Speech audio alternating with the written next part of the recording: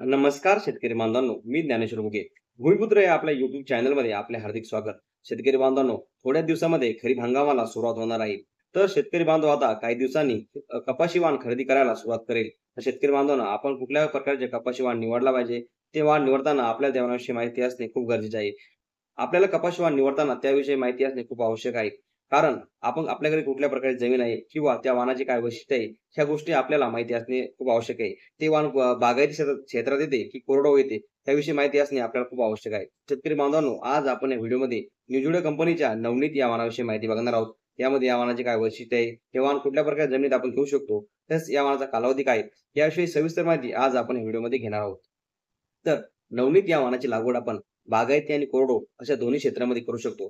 जर आपल्याकडे बागायती क्षेत्र असेल, तर सर्व प्रकारच्या म्हणजेच मध्यम, भारी व हलक्या या सर्व प्रकारच्या जमिनीमध्ये आपण या वाणाची लागवड करू शकतो. जर आपल्याकडे कोरडवाहू क्षेत्र असेल, तर मध्यम व भारी स्वरूपाच्या जमिनीमध्ये आपण या वाणाची लागवड करावी. ते या वाणाचा कालावधी हा 150 ते 155 दिवसाचा आहे. त्यामुळे शेतकरी बांधवांनो, हे वाण लवकर येणार आहे. शेतकरी बांधवांनो, ज्या वाणाचा कालावधी हा 160 दिवसापेक्षा कमी असतो, हे वाण लवकर येणार असते. मध्यम स्वरूपाच्या वाणाचा कालावधी हा 160 ते 170 दिवसाचा असतो.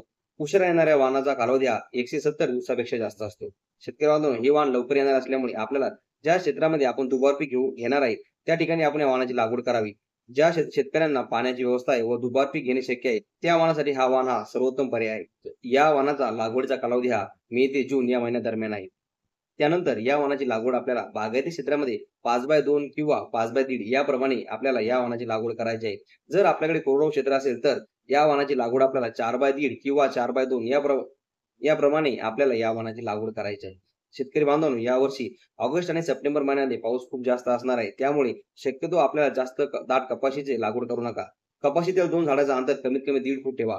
बऱ्याच ठिकाणी शेतकरी 4x1 किंवा 5x1 याप्रमाणे कपाशी वाणाची लागवड करत असतात. शेतकरी बांधवांनो, यावर्षी पावसाळा जास्त असल्यामुळे कपाशी पिकाची पाते व फुले गळायचे चान्सेस येऊ शकतात. तसेच अगोदर लागलेले बोंड काळे पडू शकतात. त्यामुळे आपल्याला कपाशी पिकातील झाडातील अंतर हे कमीत कमी 1.5 फुटाच्या वरती ठेवायचं आहे. त्यानंतर नवनीत या वाणाच्या एका बोंडाचे वजन जवळपास 5 ते 5.5 ग्राम एवढे आहे. या वाणाचे आणखी वैशिष्ट्य म्हणजे या वाणाचा कापूस हा वेचायला सोपा आहे. हे वाण लवकर येणारे असल्यामुळे आपल्याला दुबार पीक घेणे शक्य होते. तसेच शेतकरी बांधवांनो, ही होती एल-एस-एल कंपनीच्या नवनीत या वाणाविषयी माहिती. आपला हा व्हिडिओ आवडल्यास जास्तीत जास्त शेतकऱ्यापर्यंत शेअर करा.